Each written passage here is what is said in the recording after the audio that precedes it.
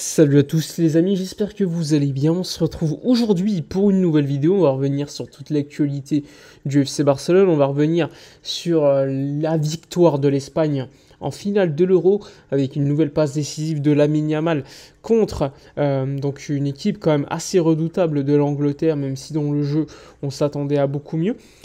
Donc une équipe d'Espagne qui remporte son 4e championnat d'Europe. Le record aujourd'hui avec un Lamine Yamal passeur, un Nico Williams buteur et évidemment le buteur décisif ça sera Mikel Oyarzabal en fin de match pour mettre le 2-1, donc on va revenir sur ça, mais également donc sur l'éclosion de Lamine. Nico Williams et le dossier Mercato puisque c'est maintenant la fin de l'Euro et ça va devenir très sérieux. Et de l'autre côté, la victoire en Copa América de l'Argentine que j'ai pu regarder dans la nuit, évidemment, avec 2 heures de sommeil dans la tête. Donc on espère avoir l'esprit assez frais pour vous faire une belle petite vidéo aujourd'hui. Bon, allons-y, on commence. Tout d'abord avec la victoire de l'Espagne, avec un Lamine Yamal qui a battu le record de précocité pour participer déjà à une finale de grande compétition de sélection.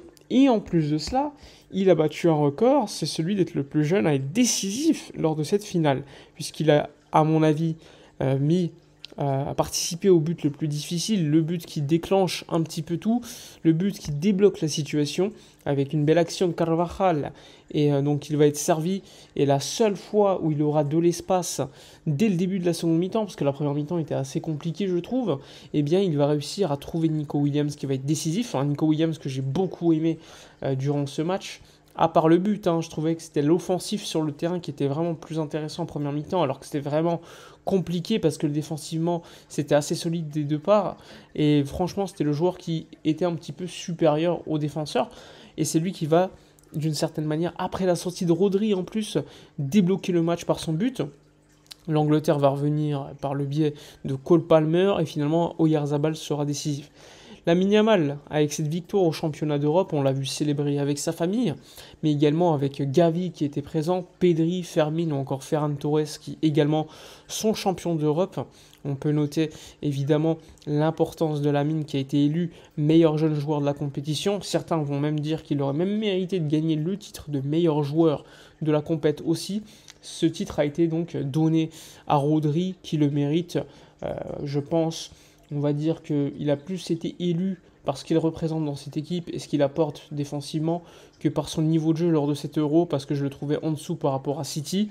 Et surtout, je trouvais que d'autres joueurs espagnols étaient supérieurs globalement, que ce soit Dani Olmo, que ce soit Fabian Ruiz, Lamine Yamal ou encore Nico Williams, même si je trouve qu'il a été excellent globalement dans la compétition, à l'instar d'un Cucurella par exemple. Mais pour moi, disant que c'était le meilleur, c'était un petit peu trop, mais bon, je comprends parce qu'il représente de certaine manière l'Espagne, il est très connu, c'est le leader de cette équipe, je peux comprendre, en plus il a fait quand même un bon championnat d'Europe, même si c'est pas dans la lignée de ce qu'il fait à City, c'est mérité. Donc Lamine Yamal titré, déjà, il va participer à cette fameuse finalissima contre l'Argentine, puisque l'Argentine a gagné cette nuit en Copa América, au bout du bout, en prolongation avec un but de Lautaro. Pour ceux qui n'ont pas vu le match, déjà le match a commencé avec plus d'1 heure et demie de retard, bordel dans les tribunes, pas beaucoup de jeu, on va être honnête, mais c'était assez spectaculaire parce qu'il y avait beaucoup d'intensité et quelques séquences assez intéressantes, et on a pu découvrir certains joueurs comme Richard Rios, le joueur de Colombie. Il y avait James, etc. Messi qui s'est blessé très tôt dans le match et qui a continué malgré la blessure après la mi-temps, le show de Shakira. Et finalement, il est sorti, son corps a lâché, parce que bon, la cheville, je ne sais pas si vous l'avez vu, mais elle était assez gonflée. Et finalement, au bout du bout, c'est un Lautaro Martinez qui venait d'entrer, avec Lo Celso et Paredes qui sont décisifs. Et donc, Messi remporte cette deuxième Copa América. Il va donc affronter théoriquement, s'il continue en sélection, puisque Di Maria part. Il va donc affronter Lamine Yamal et son Espagne. Bon, franchement, quand j'ai vu le match, j'ai vu Messi sur le banc en train de pleurer après sa blessure, je me disais, oula, c'est son dernier match avec la sélection. Et j'écarte pas, parce que déjà quand il a célébré le titre, il a appelé tous les anciens, Di Maria, Otamendi, etc., même si ça veut rien dire. C'était assez symbolique de le voir dans cet état à la sortie de blessure. Il était vraiment inconsolable pendant une dizaine de minutes. Et finalement, l'histoire se termine bien avec le titre de l'Argentine tout de même. Moi perso, j'espère qu'il continuera parce que ça reste quand même un joueur exceptionnel, extraordinaire, et tant qu'on le voit, on peut le voir sur les terrains, c'est toujours bien, même si on le sent que physiquement c'est plus le même, c'est logique hein, quand tu as 37 ans. Et je pense qu'avoir un rôle, on va dire, secondaire sur le banc, rentrer en fin de match, ça peut être très intéressant pour lui. Et en plus, il continue de gagner, donc c'est quand même assez incroyable. Donc, maintenant on va revenir à Nico Williams. C'était le MVP de la finale d'ailleurs, on va le rappeler, cette finale de l'Euro. Eh bien, Nico Williams, Fabrizio Romano et Matteo Moretto, donc les journalistes, on va dire, les plus fiables du mercato, expliquent que cette semaine, donc à partir d'aujourd'hui, des négociations entre le camp de Nico Williams, donc l'agent, etc., auront lieu afin de trouver un accord économique, puisque la situation, on va dire, est claire. T'as pas besoin d'un accord avec Bilbao pour recruter Nico Williams si tu paies la clause libératoire fixée à 58 millions d'euros. Ce qu'il faut, c'est convaincre le joueur, et si tu le fais, tu as juste à payer la clause. Donc, des discussions vont avoir lieu pour avancer le deal. Aujourd'hui, personne n'est capable de vous dire si le deal va se faire. Ce qu'on sait, c'est juste que le joueur est plutôt chaud pour y aller. On sait également qu'il s'entend très bien avec les joueurs du Barça, que ce soit Fermin, Gavi, Nico Williams, Ferran, etc. Constamment, ils sont ensemble dans les vestiaires. Et bon, il le dit lui-même, hein, il a une certaine de bromance avec Lamine Yamal, et les avoir sur les côtés, les deux, ça serait comme assez dingue. Il a un profil assez spécifique, assez intéressant, et le voir pour des matchs un peu plus haut en intensité, comme on l'a vu lors de la compétition qui vient de se terminer à l'Euro, ça peut être intéressant. Donc Nico Williams, aujourd'hui, c'est pas fait, mais il y a de bonnes prédispositions pour que ça se fasse, et lors des prochains jours, on aura des nouvelles assez intéressantes en ce sens. Hein. C'est la priorité d'Hansi, c'est la priorité de Laporta, et c'est la priorité de Deco, pour faire simple.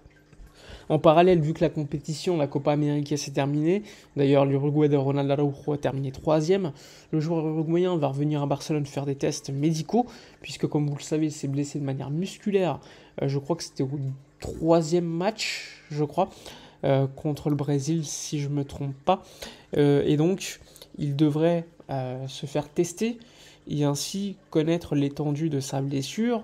On sait que c'était les ischios. Mundo Deportivo parlait de 2 mois d'absence, qui est quand même assez élevé. Mais pour l'instant, rien n'a été effectué comme test. Donc ça peut être 2 mois, voire plus s'il y a opération nécessaire. Donc pour l'instant, on reste mesuré. Mais c'est quand même assez préoccupant de savoir que Araujo se blesse autant. Surtout que c'est un joueur qui, dans le vestiaire, est assez important.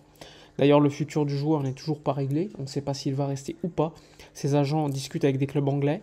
Le Barça est assez énervé parce qu'il n'est pas revenu à Barcelone plus rapidement, puisque l'Uruguay a été éliminé. Il a attendu la fin du match de la 3e place alors qu'il était blessé.